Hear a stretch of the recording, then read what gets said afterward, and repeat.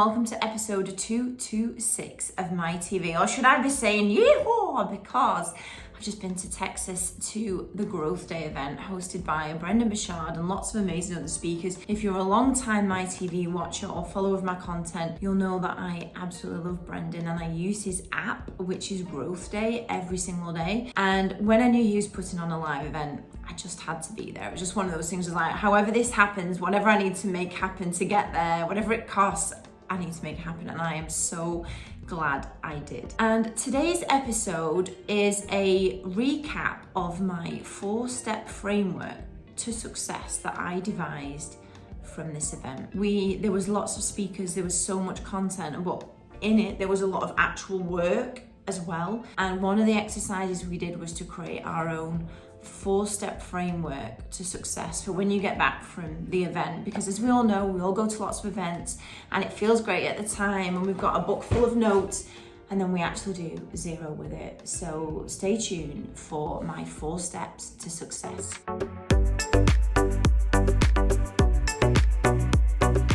Part 1. So what was really noticeable for me was my energy and my aliveness and my creativity that existed while I was at the event. This all comes down to how you run the day, how you run your life, the focus time that you set, the overwhelm, the reactionary stuff that you do. And the key thing that sets off how you are going to win the day, how your day is going to feel and be for you, whether you're going to feel like this was a tiring, reactive day, whether you're going to feel like you get home at night like, I did a good job today, whether the hard things happened, whether things happened that were unexpected, that whatever it was, I tackled it and I approached it with my best intentions, with my aliveness, with the very best of Emma. And the thing that I realized so much from the weekend that kicks off, whether you have a good day or a bad day, and even if bad things happen, you still approach it in a good way, is how you set your morning.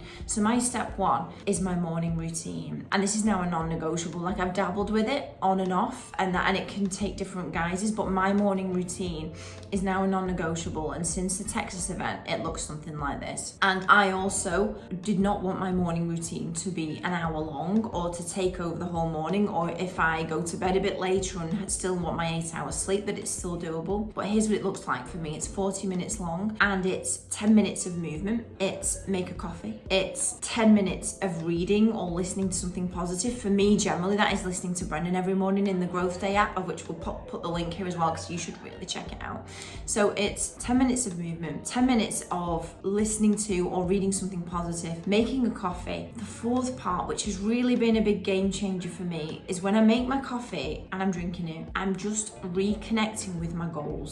So whether your goals are to have 2 weeks off with your family, whether it's to earn more money, whether it's to start violin lessons, whether it's to have the time and freedom to learn something new, or whatever your goals are, and if you don't have goals that you're working towards, like that's a whole other episode in itself. Like, if you've not got something in mind, very, very specific, you know, the whole Alice in Wonderland quote that the Cheshire Cat says to her, that if you don't know where you're going, then any road will take you there. Like, if you don't have goals that you can reconnect with every morning. So like, one of mine is the book, is writing the book. Like, that's a goal for me, and I'm reconnecting with it every morning now to understand and whether I can mindfully or like meaningfully push the book forward today and writing for an hour, or if I don't, it's really important to keep reconnecting, because if you let the big things that excite you just completely be something that you look at on New Year's Eve again, you're never ever going to push them forward.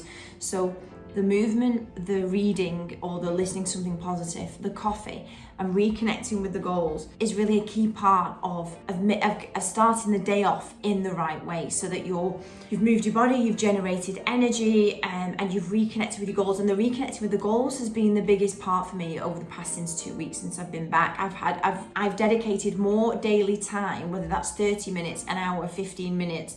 At the weekend, I still do this, reconnect with my goals. I've done more to move those forwards in the past 2 weeks, because I've got that mindfulness every morning than I have before I went to Texas. So this is step one, a morning routine. And what that looks like for you will vary for everyone. For some of you, it might be going to the gym for an hour, listening to a good podcast, starting the day, but moving your body, generating energy, getting the right mindset. You much more go into the day ready to tackle anything that comes unexpected than going in completely like, okay, what's the day throwing at me today? So step one, morning routine.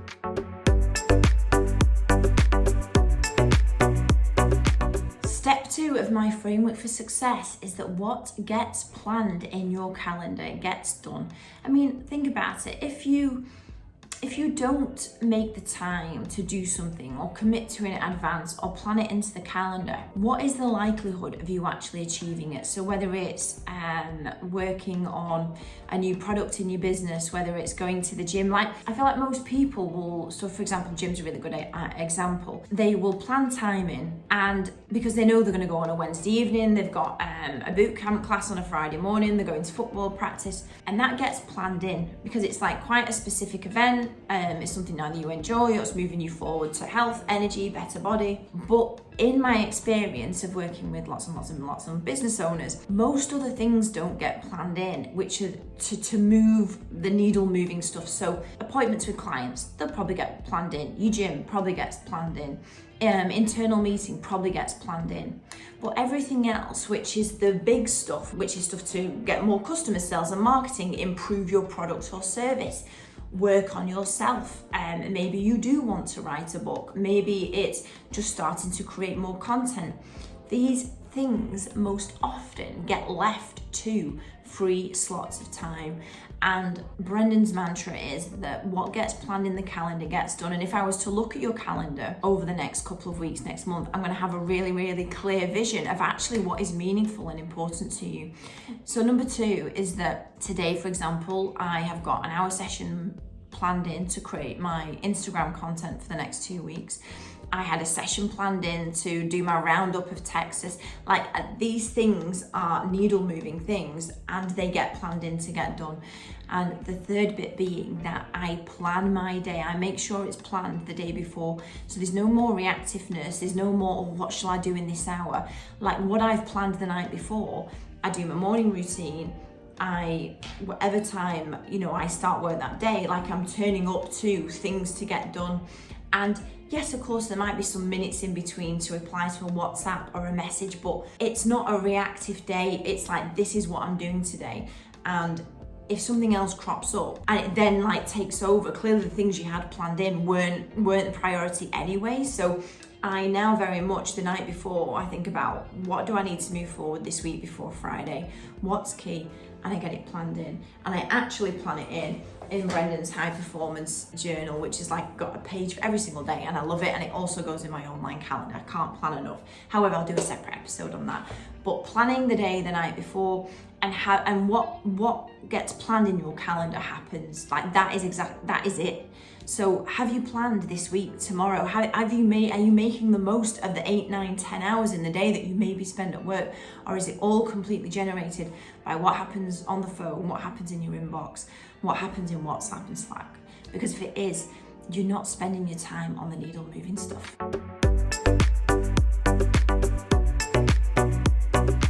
Step number 3, and this is the exciting one, and this is the one that got me really fired up in Texas, among many other things, but it's about making a bold move every Friday. You could be doing that on a Monday or a Thursday, don't get hung up on the day. But every Friday, making a bold move is about not letting Friday finish without making that phone call, sending that email, sending that LinkedIn message, doing something that might be a little bit out of your comfort zone, but has potentially got great rewards, big reaping rewards. And you have to be very mindful, well, I'm very mindful that from the 2 weeks that I've been back, every Friday when I make a bold move, maybe 18 or 20 of them don't get a response, but the 21st will get a response. And I love the creative element to it, to thinking every Friday, actually, who would I love to really work with that I could reach out to? Whose podcast would I really love to be on? Who would I love to spend a little bit of time getting some mentoring from or coaching? Who would I love to reach out to and say, do you know what, I think I can really help you with my service with X, Y, and Z. Maybe it's with a team member, asking them to step up or do a bit more. Like that. The possibilities are clearly endless, and it's not just work related, but it might be something in personal passion you want to explore. Maybe it's with a friend. But I really love the fact of making a bold move every Friday gets me into a creative juice. Like I'll make a coffee, I'll open my laptop and I'll think about, okay, who would I love to partnership with? Who would I love to get more involved with? Who would I love to strengthen a relationship with and get to know more? Maybe it's like a big mentor or guru in your sector. Maybe it's joining something you've thought about joining. Maybe it's following up on a previous prospect that's a really exciting for you and you know you could do good stuff. Making a bold move every Friday. Like who doesn't want to end the week with it's not even whether it comes off, because volume of getting things done means that so much of it is going to drop through, but it's that congruence and confidence that comes from consistently strengthening who you are, challenging yourself. So you can be rest assured that every Friday that if you do get a message or an email from me, you know that I've been thinking and making that bold move.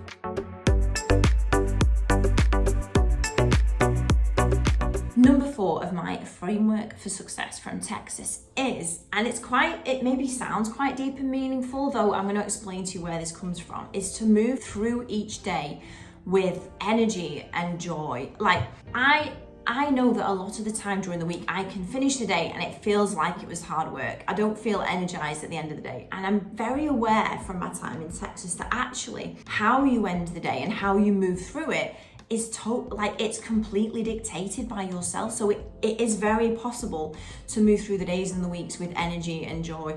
And Brendon is the most amazing example of this that I've ever experienced. I mean, he even his energy throughout a 4-day event of which he spoke most of the time every single day. It wasn't kind of peppered with workshops and other people. It was Brendon a lot of the time, and how he does that is by one.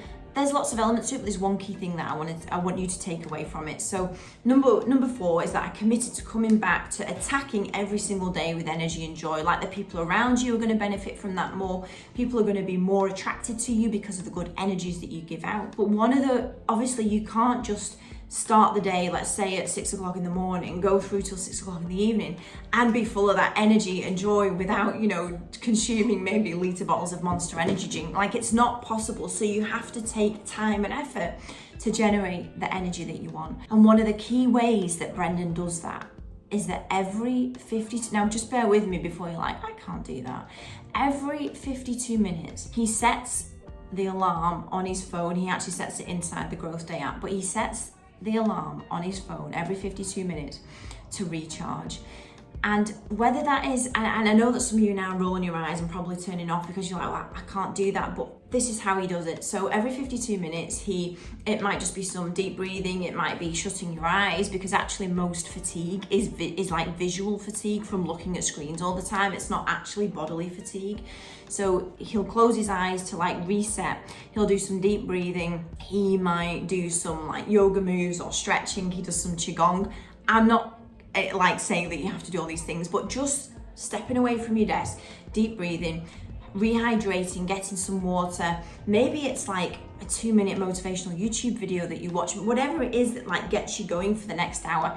And the really key thing that I've realized about this as well is not only are you totally in control of how much energy you generate, unless you have really serious health problems, that is completely different.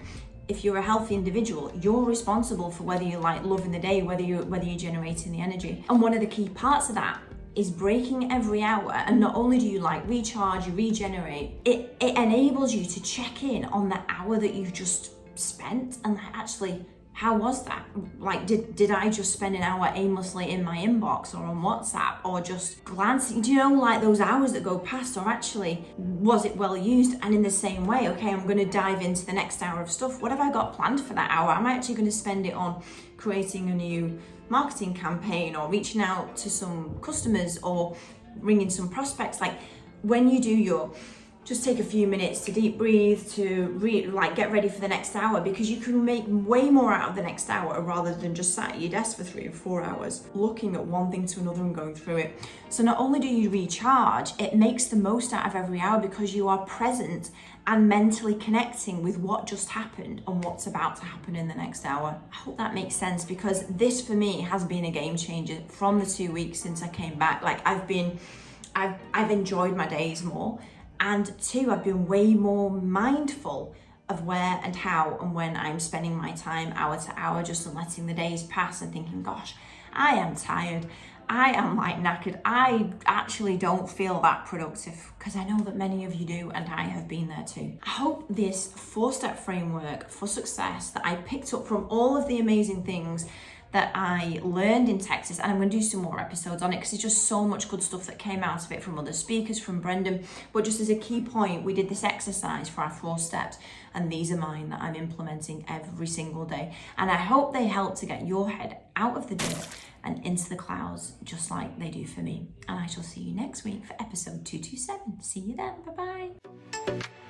Bye-bye.